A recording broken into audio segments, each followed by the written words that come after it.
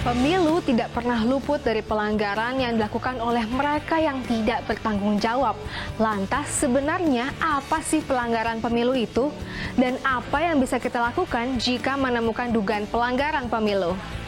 Dikutip dari Bawaslu, pelanggaran pemilu adalah tindakan yang bertentangan dan tidak sesuai dengan peraturan perundang-undangan pemilu. Utamanya ada 3 jenis pelanggaran pemilu.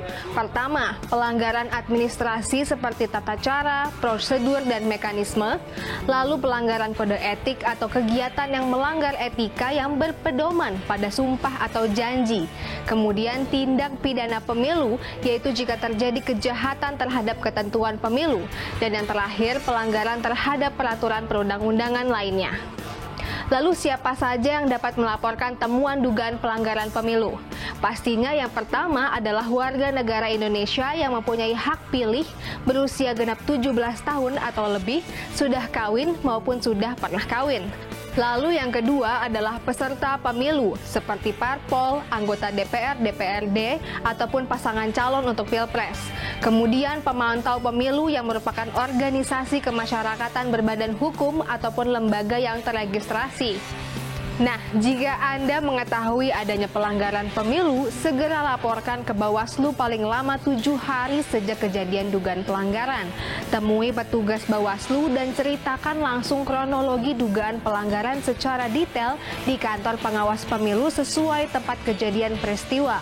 Nantinya, petugas akan membuat formulir penerimaan laporan dan memberi tanda bukti penerimaan laporan.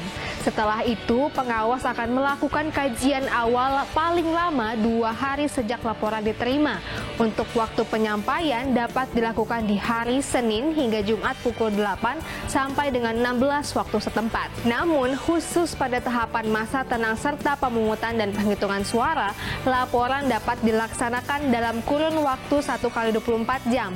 Dalam menyampaikan laporan, pelapor juga dapat diwakili oleh pihak yang ditunjuk berdasarkan surat kuasa khusus. Lalu apa saja syarat dalam pelaporan dugaan pelanggaran pemilu? Terdapat 2 syarat untuk melaporkan dugaan pelanggaran pemilu, yaitu syarat formil dan material pelaporan. Untuk syarat formil, yang perlu disiapkan adalah foto kopi KTP pelapor, nama terlapor, kejadian dugaan pelanggaran, dan yang terakhir adalah kesesuaian tanda tangan pelapor dengan identitasnya.